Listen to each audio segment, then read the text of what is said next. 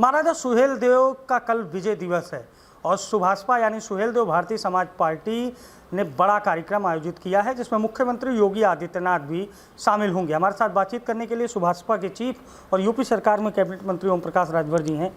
कल विजय दिवस है, बहुत बड़ा मेला भी है और कहा जा रहा है कि आप लोग एक बड़ी प्रतिमा भी स्थापित करने जा रहे हैं। मुख्यमंत्री को बुलाया है, क्या तैयारी है? देखिए, पूरी तैयारी है। पूर्वांचल के लगभग 20 जिले से हमारे पार्टी के नेता आ रहे हैं और हमको उम्मीद है कि कम से कम वहाँ लाखों की भीड़ होगी। इस नाते होगी कि एक नया अध्याय शुरू होने जा रहा है। इस देश में जो काबुल से चल कर के सैयद सराज मसूद गाजी भारत के मठ मंदिरों को लूटते हुए पूरे देश को गुलाम बनाने के लिए जब बहराइच की तरफ बढ़ा तो राजभर महाराजा सुहेलदेव जी ने नानपारा मैदान 17 दिन युद्ध हुआ। 17वें दिन वह युद्ध छोड़ के भागा तो चित्तौड़ा झील कुटला नदी के किनारे वहीं राजभर महाराजा सुहेलदेव जी ने वहीं मार डाला। दुर्भाग्य है कि जो भी सरकारें आज़ादी के बाद बनी, सभी लोगों ने देश को लूटने वाले का मेला लगाते थे, जय जयकार करते थे।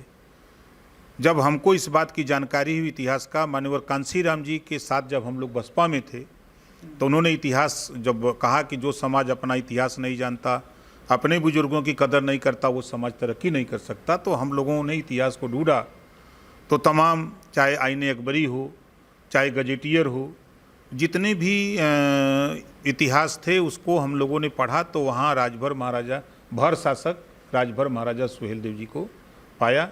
तो हम लोगों ने 22 साल से इनको करते करते हम लोग 4 साल लगभग विजय दिवस दीपोत्सव के रूप में मनाए।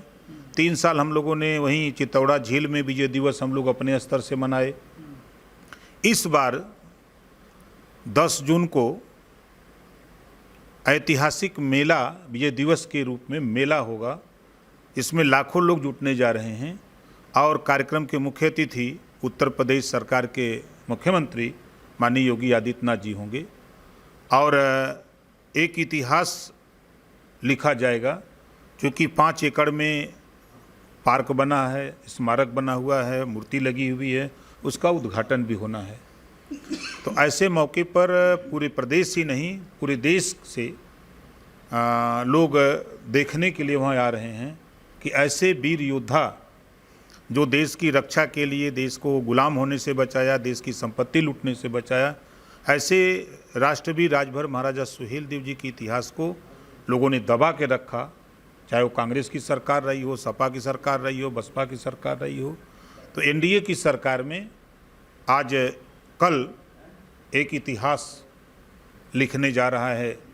अच्छा, क्या कारण रहा? जैसे आप बता रहे हैं कि कल इतिहास लिखने जा रहा है, बड़ा कार्यक्रम है, लेकिन वर्षों से लोग गाजी की मज़ार पर चादर चढ़ाते रहे, गाजी को बहुत एक संत के रूप में प्रदर्शित किया गया और दूसरी ओर जब आप लोगों ने अपना इतिहास रखा, लोगों को बताया कि महाराजा सुहेलदेव राजभर ऐसे हिंदू शासक थे जिन्होंने आक्रांताओं को खदेड़ने का काम किया, तो ये विसंगतियां क्यों रहीं? इसके पीछे कारण क्या मानते हैं?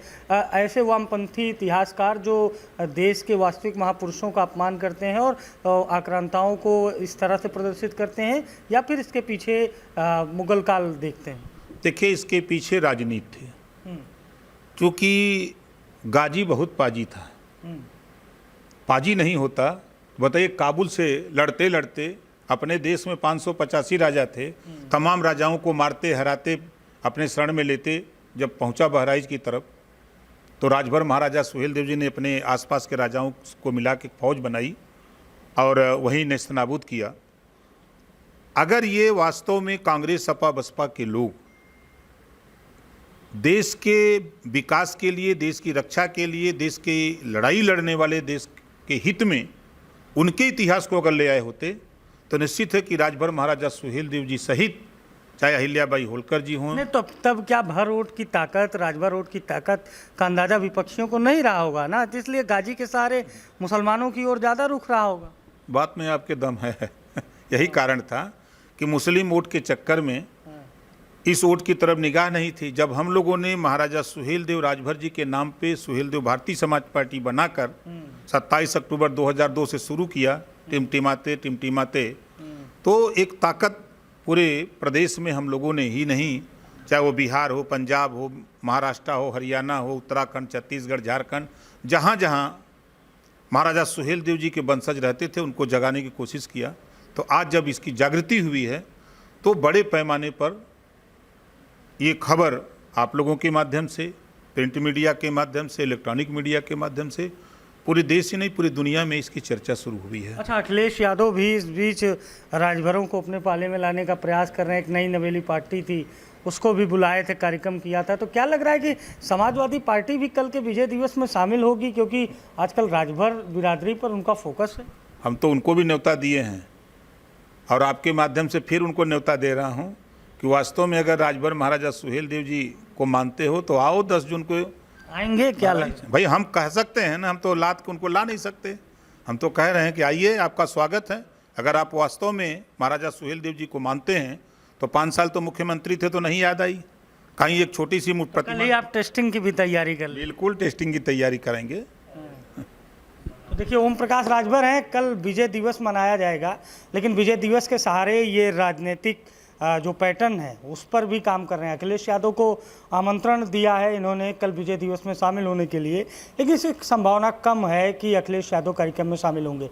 लेकिन फिलहाल कल का कार्यक्रम महत्वपूर्ण है, क्योंकि कल ओम प्रकाश राजभर अपनी राजनीतिक ताकत का भी प्रदर्शन करेंगे और मुख्यमंत्री योगी आदित्यनाथ कल एक विशाल जनसमूह को संबोधित करेंगे और कल बहराइच में महाराजा सुहेलदेव का विजय दिवस मनाया जाएगा।